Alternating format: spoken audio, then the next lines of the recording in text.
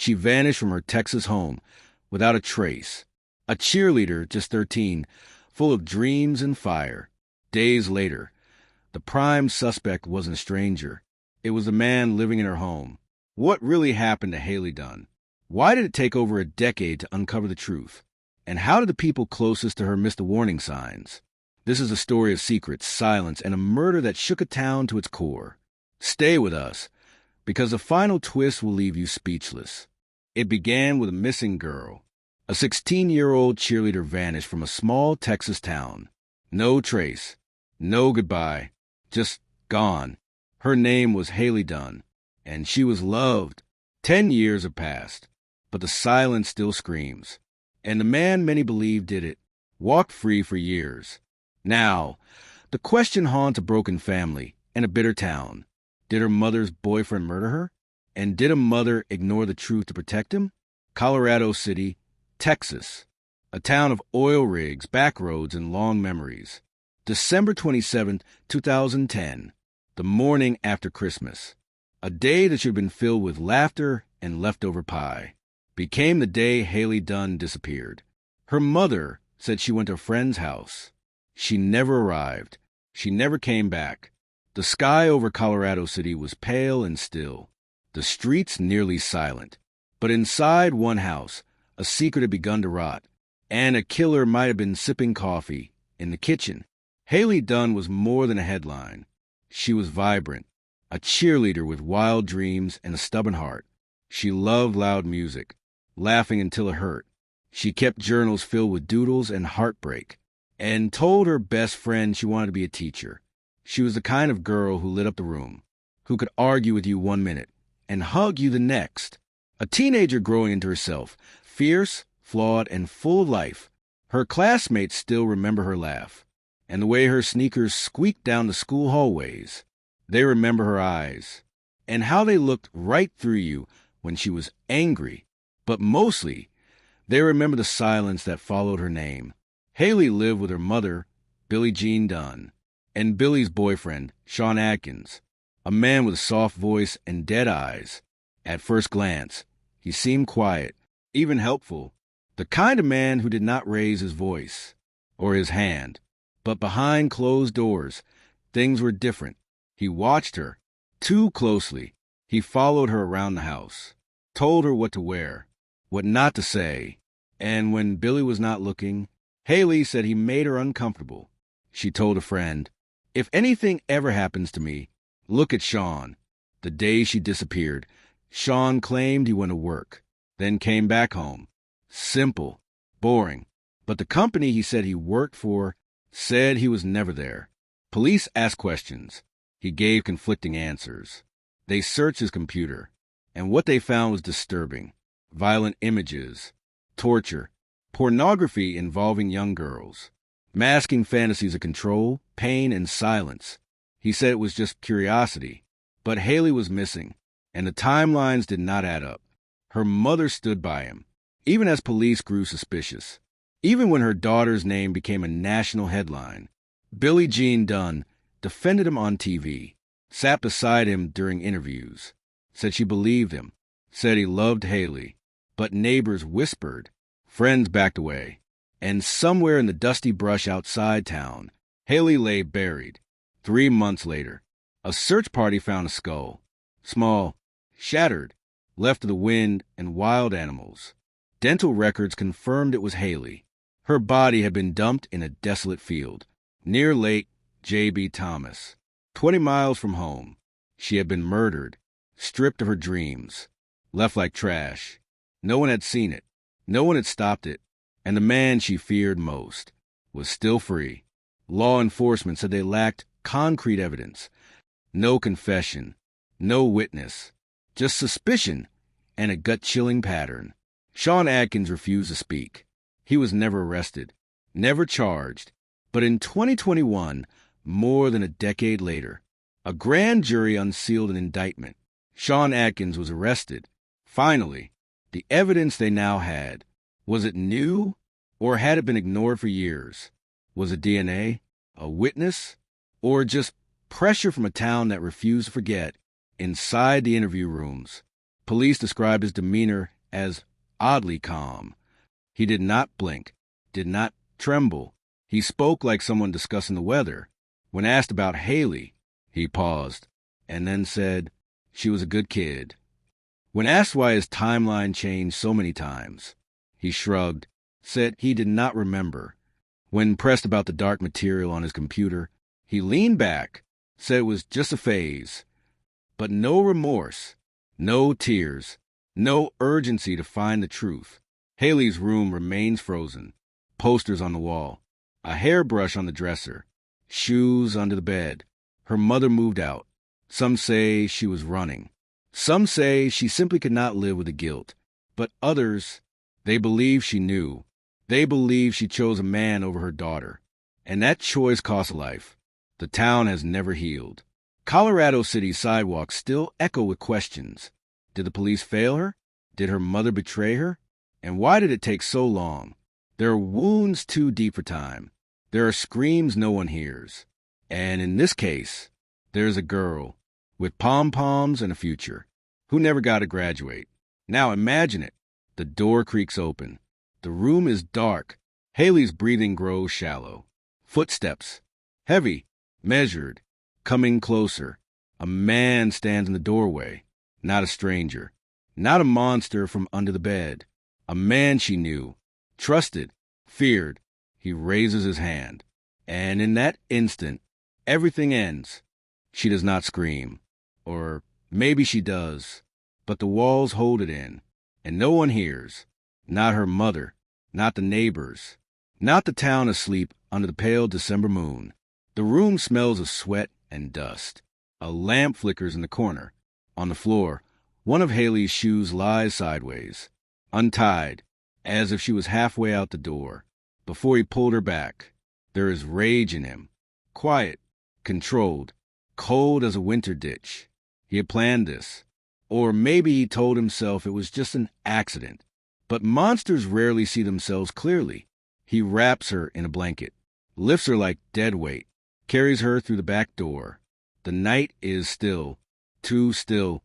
No barking dogs. No slamming car doors. Only the wind, moving through dry grass like whispers.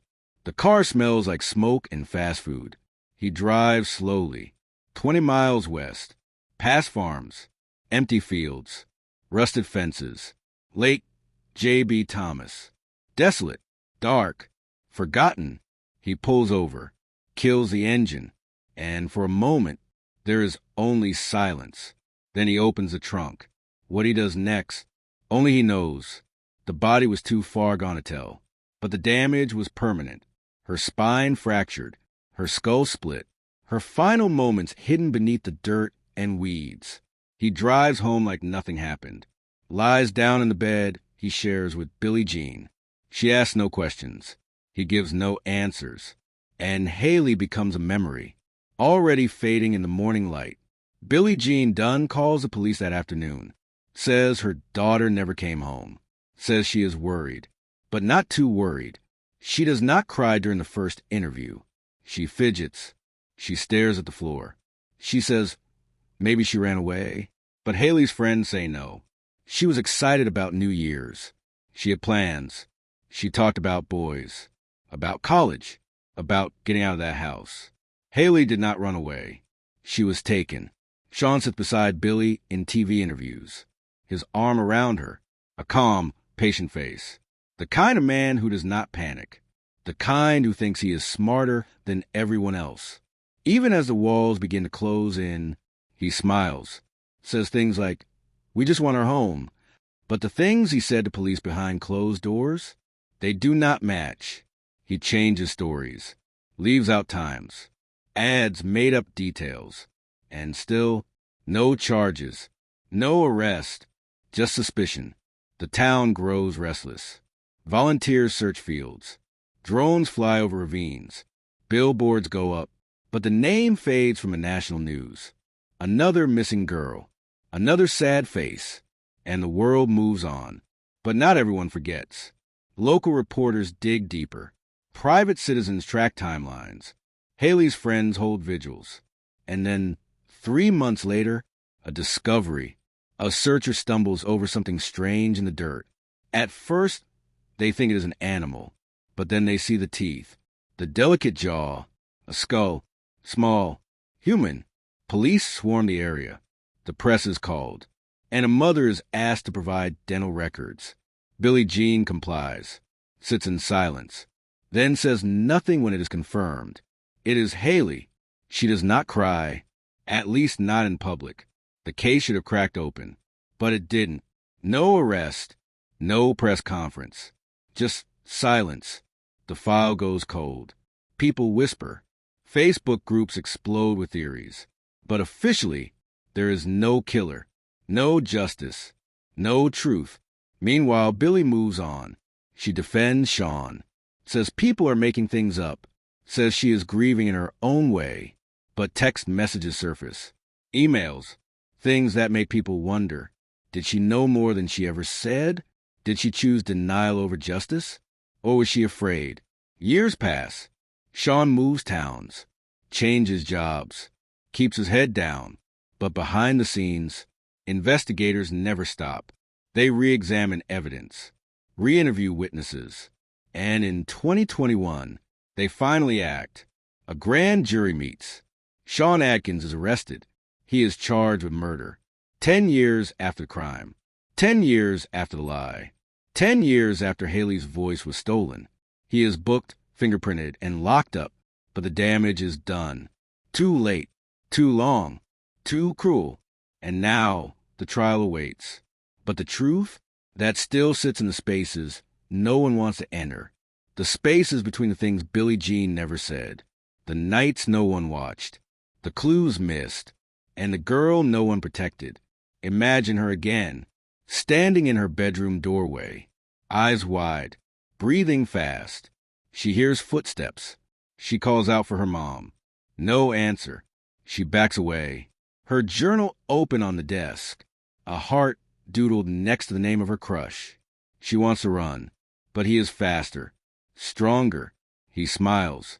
And in that frozen moment, all of Colorado City fails her. The sky is quiet. The dirt is still, and one girl's voice still echoes in the wind. The wind rolls over flat Texas land, carrying dust, carrying silence, carrying a secret buried too long, somewhere beneath the mesquite trees. Where coyotes roam and the soil is cracked with drought, a girl's memory waits, not in headlines, not in the courtroom, but in the dirt, where her bones were scattered, where someone tried to erase her. When investigators returned to that field, they found more than they expected. Shards of fabric, clumps of hair, a single earring bent and rusted. It matched the one Hailey had worn in her last school photo, a tiny silver heart. She had loved those earrings. She had saved up for them, told her mom. They made her feel grown up. Now, one sat in an evidence bag, a symbol of innocence, torn away. The case file grew thicker. Pages and pages of testimonies, digital timelines, cell tower records. It showed patterns, movements, gaps. On the night she vanished, Shawn's phone pinged off a tower near the lake. He had said he was home, asleep, with Billie, but the phone said otherwise. The tower did not lie. Police also uncovered disturbing videos, homemade, violent, staged scenarios that mirrored Hailey's disappearance. Videos downloaded and stored in a private folder, labeled simply, Control. They showed young girls tied up, mouths taped shut, crying. He said he downloaded them out of curiosity, said it was just fantasy. But fantasy has a price, when it is acted out on a real girl, a girl who trusted him, a girl whose mother let him in. In court documents, one phrase stood out, high-risk obsession with domination. It was written by a forensic psychologist. After reviewing Shawn Adkins' digital history, the report noted his ability to mask behavior, to manipulate, to lie without blinking. A predator, hiding in plain sight. And still, Billie Jean Dunn refused to testify against him. She vanished from the spotlight, moved away, changed her number. She was never charged, but the public judged her. Some called her a victim. Others called her complicit. But no one could understand how a mother could sleep beside a man. Her daughter feared. Hailey's younger brother, David, spoke publicly for the first time in 2022. He stood in front of a school mural painted in her memory, a pair of angel wings, a bright blue sky, and Hailey's name written in bold letters. David's voice cracked as he said, "She was not just a sister. She was my hero." He paused. Tears streamed down his face. Then he said the words no child should ever have to say, "I hope he rots." Shawn Adkins sits in county jail, awaiting trial. No bail. He says little, keeps to himself, spends hours staring at the wall. Some say he smiles in his sleep. Others say he never closes his eyes. But there is one thing they all agree on. He has never once said her name. Back in Colorado City, the community gathers each December. They light candles, hold hands, read poetry Hailey once wrote. Her best friend, Tiffany, always brings the same photo. Hailey in her cheer uniform, jumping, smiling, alive. "It still feels like she's going to come walking around the corner," Tiffany says. But then I remember what he did. The school installed a memorial bench. It faces a football field, where Hailey once cheered. The plaque reads, "In memory of Hailey Darlene Dunn, a light stolen too soon. Sometimes people leave flowers, sometimes letters, sometimes nothing at all, but always the wind comes, and the bench waits for justice." Inside the evidence locker, Hailey's journal sits untouched, the final entry unfinished. It starts with, "I feel like something bad is going to happen." Then a scribbled sentence, crossed out, unreadable. Below it, one single word remains. "Help." The jury will hear it all. The digital files, the tower pings, the lies, the silence. They will see the photo of her earring. They will see the skull. They will hear the autopsy. But will they feel her? Will they understand what it means? To be hunted in your own home? To scream with no sound? To trust a wrong adult? And what if they fail her again? What if he walks free? What if the last thing she saw was the man her mother loved, ripping her future away? Hailey's bedroom is still there, now faded, dusty, the posters curling at the edges, a cracked mirror, a diary on the shelf, untouched, unread, unforgiven. One night, a former detective returned to that bedroom, just to sit. He looked at the walls, the photos, the faint outline of handprints on the door. He said it felt like walking into a church, silent, holy, but haunted. Then he whispered she was just a kid, and they let the devil in. And somewhere, Shawn Adkins closes his eyes and dreams of silence, of power, of a girl who could not escape. And as the jail light flickers, he smiles, as if the story is still his to control. But it is not. It belongs to her, to Hailey, to the echo of her last breath, to the dirt that remembers, to the justice that waits, and to the scream still frozen in the walls of that house. The walls in that house have never been repainted. The stain near the hallway vent, still there, faint, but permanent, like a shadow that will not lift, a reminder of what was taken, of who was silenced. Hailey's scent is long gone, but her presence lingers, in the quiet, in the corners, in the way the house groans at night. When the prosecution prepares their opening statement, they focus on fear, on control, on a timeline that always pointed to him. They have witnesses, digital evidence, search histories, inconsistencies, and above all, they have motive. But motive is not always enough, especially when the killer knows how to hide in the cracks.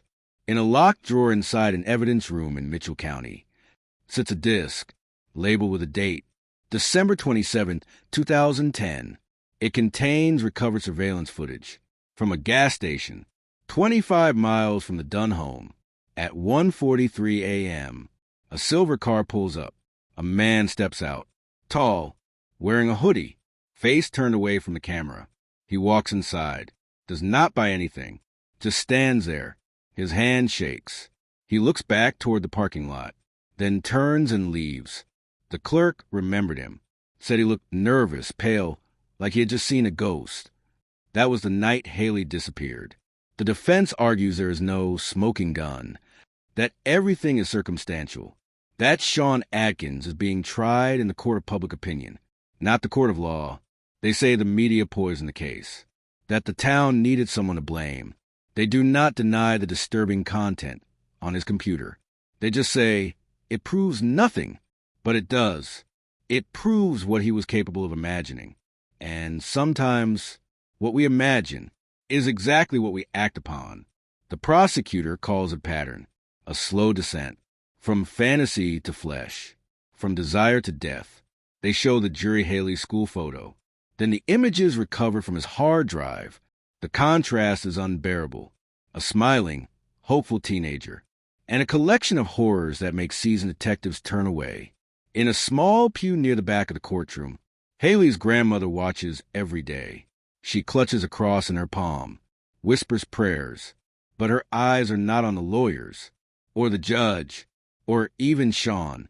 Her eyes stay fixed on the seat where Hailey would have been if she had lived, if she had grown, if justice had come sooner. There are moments in the trial where the room falls completely still, like when the forensic pathologist describes the damage to Hailey's skull, or when the crime scene photos flash across the screen, and everyone holds their breath, not out of shock, but guilt, because they know this girl was not just murdered. She was betrayed by the people closest to her. Then comes the journal, the one recovered from Hailey's room, the one with the word help etched on the final page. The prosecutor reads it aloud. Hailey's handwriting shaky, barely legible, but real, painfully real. I do not like him. He watches me. Mom says I am imagining it, but I know I am not. I know what he is. Asterisk. There's a collective gasp. Even jurors look away. It is no longer a theory. It is a testimony from the grave. One expert witness takes a stand, a behavioral analyst. She has studied child predators for 20 years. She looks at the jury and says, Shawn Adkins followed the pattern exactly. He groomed the mother. He isolated the child. He controlled the home. And when she resisted, he removed her. 14 words. And the entire courtroom collapses into silence. The judge pauses the proceedings. Someone faints in the gallery. Hailey's grandmother is escorted out, sobbing. Outside, the Texas heat presses down like judgment. Reporters gather. Cameras roll. But inside that courthouse, time feels frozen, because the truth has finally landed. Heavy, violent, and too late. In the jailhouse, Shawn Adkins refuses to look at any of the photos. He says nothing. No emotion. No guilt. His eyes are blank. His lips tight, as if the trial is just another inconvenience. But late at night, a guard hears him whisper, over and over, should not have let her scream. Should not have let her scream. Should not have let her scream. Back in Colorado City, a little girl places flowers on the memorial bench. She never knew Hailey. She was not even born when she died. But she heard the story, saw the mural, read the name, and even at 7 years old, she knew what it meant, that monsters are real, that sometimes they live in your house, that sometimes they sleep beside your mother, and in a quiet field west of town, where the wind moans and vultures circle, there is a spot marked only by a patch of disturbed soil. No tombstone, no cross, just a tree bent at an odd angle, as if it witnessed something and could never stand straight again. That is where she was found, alone, broken, reduced to bones and dust. But Hailey is more than remains. She is memory. She is warning. She is voice. And now, she is truth, exposed, loud, and unstoppable. The court transcript ends. The lights in the courtroom dim. The evidence is sealed. But the story is not over. Because somewhere in that final flicker of memory, in that scream that was never heard, she still waits. And justice, real justice, is not just about a verdict. It is about making sure no one ever forgets They tried to forget. They always do. Small towns survive on silence, on moving forward, on pretending the past is just a story. But Hailey's story refuses to fade, because some truths burrow into the bones of a place and stay there, no matter how deep you bury them. At the heart of it all is that final moment, the one no one saw, the one no one can erase, the door slamming shut, the scream swallowed by drywall, the sudden weight of a predator's hands. What did she feel? What did she think as the person she feared most closed the space between them? Did she still hold hope, even as her breath was stolen, even as her future vanished in the dark? When the trial resumed after a recess, a former friend of Billie Jean took the stand. She spoke with shaking hands, looked away from Shawn. She said Hailey confided in her once, that she was afraid of being alone in the house, that she hated sleeping with her door open. She said if something happened to her, it would be him. The courtroom went still. Again, the prosecutor stared at the jury, then said the words everyone had tried not to say for 10 years. This was not an accident. This was not a disappearance. This was not just another statistic. This was murder. Deliberate, calculated, personal. And when he pointed at Shawn Adkins, no one in the room looked surprised, because even monsters leave fingerprints. Even in the dark, the defense tried to cast out, said Billy was an unreliable narrator, said law enforcement had tunnel vision, said Shawn was weird but not violent. But no one believed them, not anymore. And still, no one could explain why it took 10 years to bring him here, why the signs were ignored, why no one protected her. Because the truth is, we do not always fail in big ways. Sometimes we fail in small, quiet ones, the ones that pile up until a child dies. Hailey's friend Tiffany returned to the stand, tears streaming, hands clenched in her lap. She told me she didn't feel safe at home, that her mom didn't listen, that she thought Shawn was watching her sleep. The courtroom inhaled, as if the air had thickened, and then came the evidence that no one could ignore. A hair found in the trunk of Shawn's car. DNA tested, matched Hailey. He had always said she was never in that car. But the truth does not care about lies told with calm voices. And then the autopsy. The pathologist took the stand, spoke with precision, with pain. She suffered blunt force trauma to the head, fractures inconsistent with a fall, post-mortem damage from animal activity. But the initial injury, that was deliberate. She paused, then added, it was personal. The jury did not cry. They did not flinch. They listened, as if listening could bring Hailey back, as if guilt alone could be transformed into justice. And in the final moments of the trial, the prosecutor looked each juror in the eye. Look at him, he said. Look at his face. He is not sorry. He is not broken. He is not haunted, because men like him do not carry guilt. They carry control. Then he held up Hailey's journal and whispered the final line. She knew. She told us. We just did not listen. And somewhere in a sealed-off corner of that courthouse, a juror cried for the first time, not for what was lost, but for what was ignored, for the girl with the silver earrings and the unfinished dreams, for the child who warned the world and was met with silence. Outside, the sky grew heavy, gray clouds forming above the roofline. Rain began to fall, slow, steady, as if the earth itself had been waiting to grieve, each drop striking the concrete like an echo of a heartbeat, long gone. And in that moment, as thunder rolled over the courthouse, the doors swung open, the courtroom emptied, the trial was over. But the sentence, the real sentence, had begun years earlier, when a girl was left alone, in a house with a monster, and no one did a thing. Inside Hailey's old school, her locker has not been reassigned. It remains closed, untouched. A sticky note still clings to the inside. Don't forget, You are stronger than you think. Written in her own handwriting. Found after her disappearance. A message to herself. A promise she could not keep. Not because she was not strong, but because no one else was. And still, that locker stays. That mural fades. That bench rusts in the sun. Because grief does not disappear.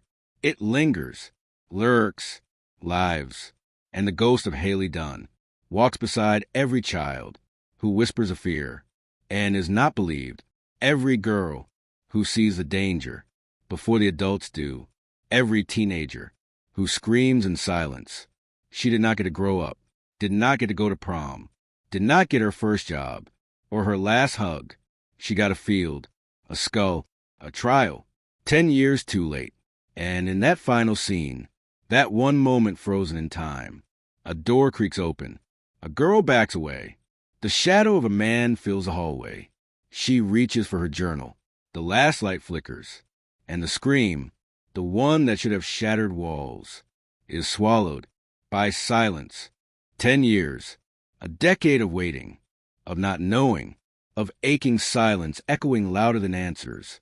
But some truths have sharp edges, and they do not wait to be found. They demand to be reckoned with. The year is 2023. A West Texas courtroom falls into a tense hush. Shawn Adkins stands before a judge and jury, once just a name on a list of persons of interest. Now, a man accused of unimaginable betrayal. Hailey's mother, Billie Jean Dunn, sits in the gallery, her eyes hollow, her face unreadable. Once, she defended the man now in handcuffs. Now, she listens as prosecutors lay bare the story she never wanted to believe. The evidence is overwhelming. Digital footprints tracing Shawn's fascination with death and darkness.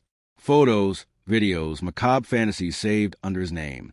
A chilling online trail of depravity that mirrored the way Hailey died.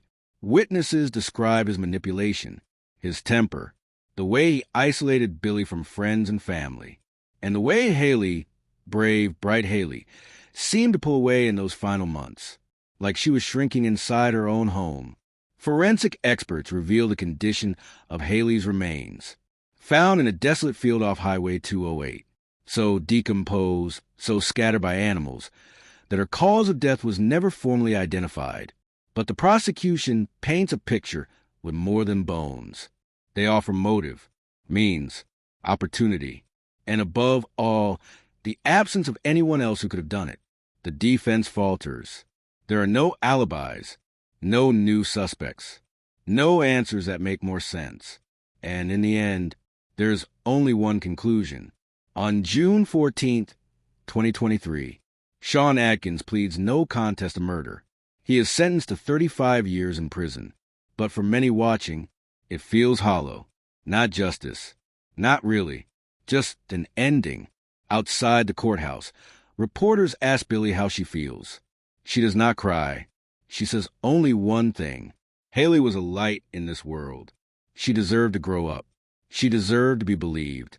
I am sorry I did not see the truth sooner. The town of Colorado City has not forgotten. Each year, on December 27th, the day Hailey vanished, candles line the sidewalks of Chestnut Street. Pink and purple balloons float above the trees, and the air hangs heavy with memory. People speak of her laughter, her cheerleading routines, her dreams of becoming a teacher, a girl who loved animals, hated bullies, and wrote about wanting a better world. But behind the warmth, there is still anger, because this case was not just about one monster. It was about a system that missed warning signs, police who hesitated, a mother who defended the wrong man, and a town too stunned to shout loud enough. Hailey's murder is not just a tragedy. It is a question, a demand. How many more children have to die before adults start listening? How many more red flags will be ignored? How many more monsters are hiding in plain sight? Her story ends here, but the echo of her voice never will.